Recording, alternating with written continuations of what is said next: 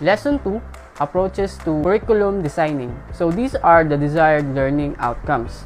Identify some familiar curriculum design and approaches to the design. The second one is the analyze the approaches in the light of how these are applied in the school setting. There are two types of curriculum design model. The first one is subject design. What subject are you teaching? What subject are you taking? These are two simple questions that the teacher and the learner can easily answer. It is because they are familiar with the subject design curriculum. The second one is the discipline design. This curriculum design model is related to the subject design. However, while subject design centers only on the cluster of content, discipline design focuses on academic disciplines. Subject-centered design. This is a curriculum design that focuses on the content of the curriculum. The subject-centered design corresponds mostly to the textbook because textbooks are usually written based on specific subject or course, meaning subject-centered design aims to focus on specific course because that is textbooks are usually written for. Subject design is the oldest and so far the most familiar design for teachers, parents, and other laymen. According to the advocates, subject design has an advantage because it is easy to deliver. So subject design curriculum is the most common curriculum design that they are using.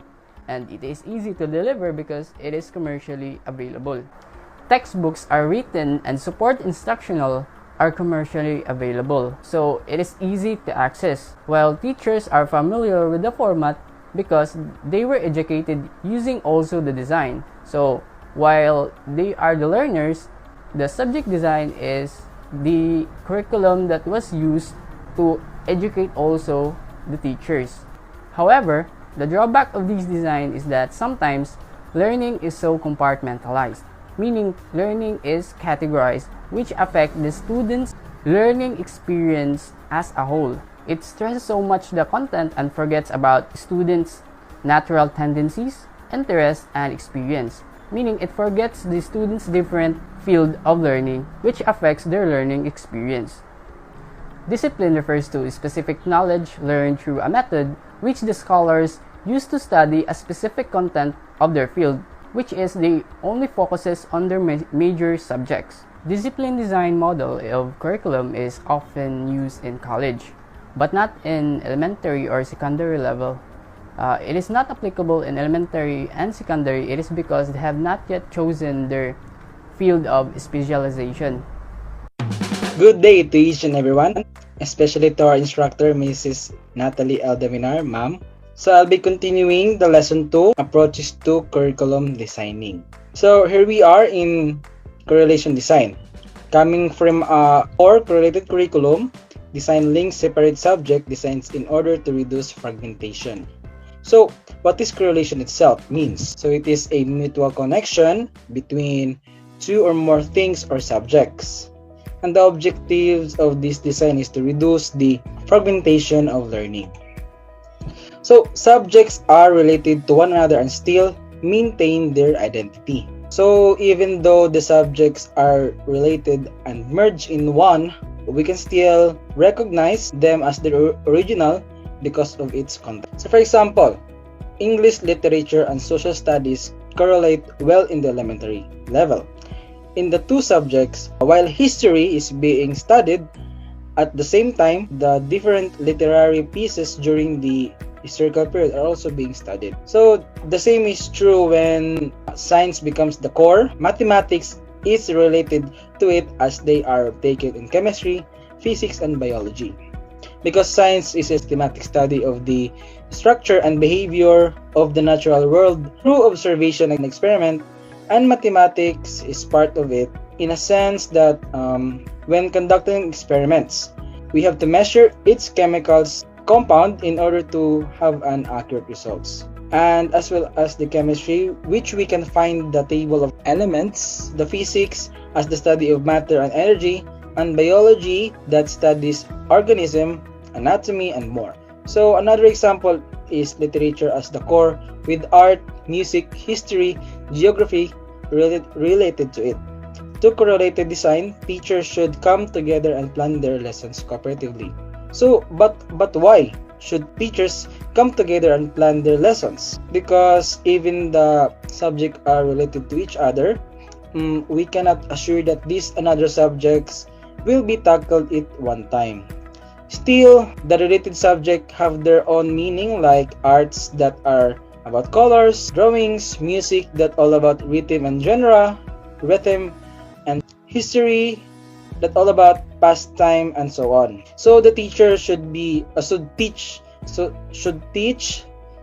each subject to the students to have a balanced learning. So let's go on broad field design, interdisciplinary. So broad field design or interdisciplinary is a variation of the subject-centered design. So here in field design, it is already subject-centered, while the correlation is core correlated. So this design was made to cure the compartmentalization of the separate subject and integrate the contents that are related to one another. So what is compartmentalization means? Compartmentalization is a division of subject into section, and this design can cure compartmentalization, and the separated subject are being integrated according to the related content, such as geography, economics, the science, anthropology, sociology, and history are fused into one subject and called social studies.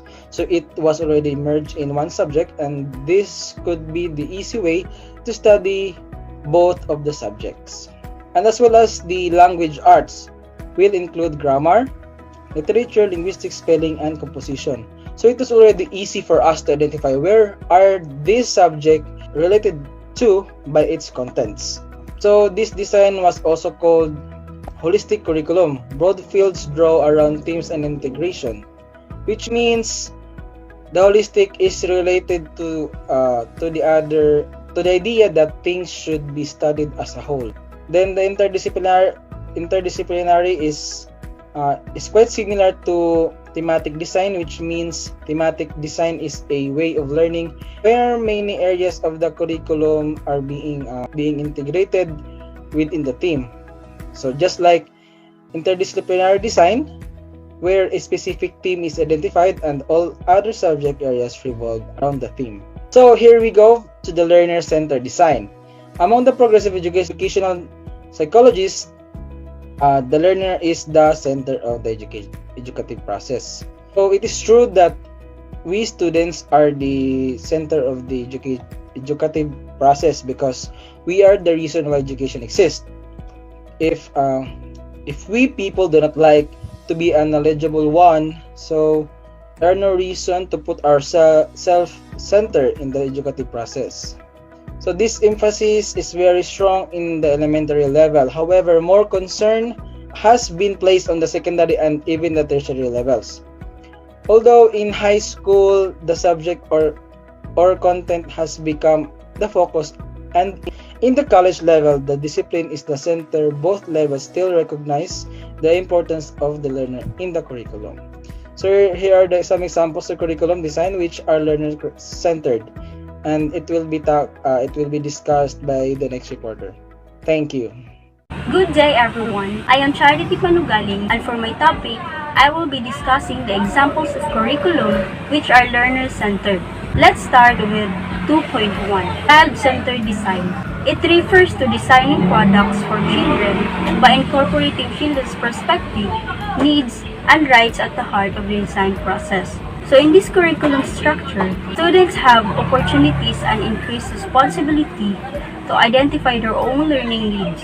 It is to find, choose, and incorporate their own knowledge based of course on their needs and interests. Designers must be keenly aware of the physical, cognitive, social, and emotional development of the children they are designing for. So, a great teacher must know that their students are on different levels and have different ways of processing information. The curriculum design is anchored on the needs and interests of the child. Students are given opportunities to make choices about their own learning and also contribute to the design learning. Next, the learner is not considered as passive individual, but one who engages with his or her environment. One learns from doing. It means learning from experiences resulting directly from one's own action. Learners actively create, construct meanings as viewed by the constructivist. So, what is constructivist or constructivism?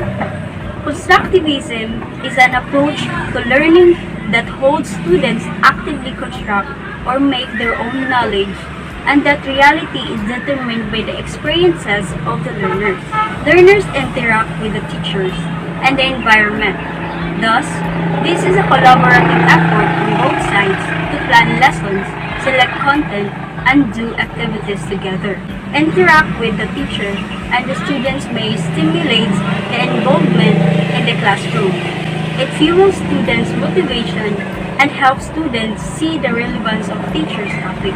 This design is often attributed to the influence of John Dewey, Rousseau, Pestalozzi, and Friedel.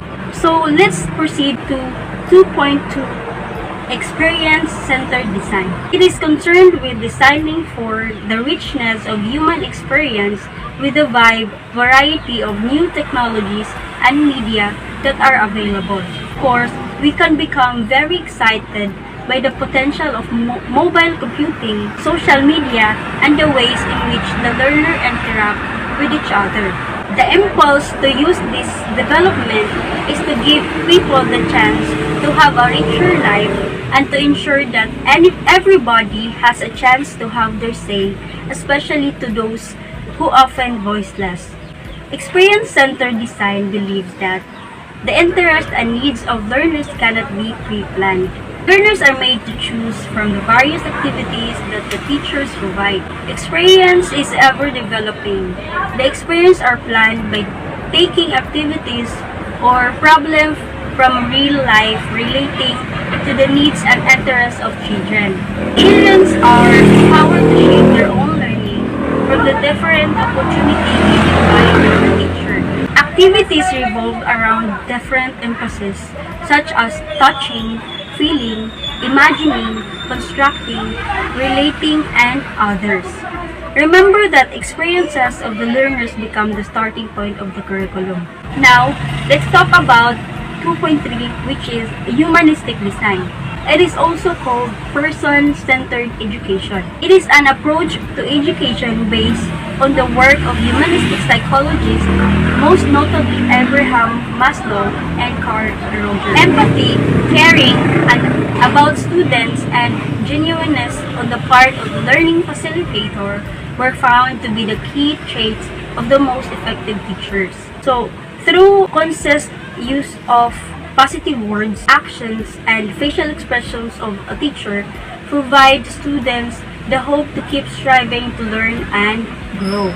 Carl Rogers believed that a person can enhance self-directed learning by improving self-understanding, the basic attitude to guide behavior. The learning concentrates upon development of the student's self-concept. If the student feels good about him or herself, then that is a positive start.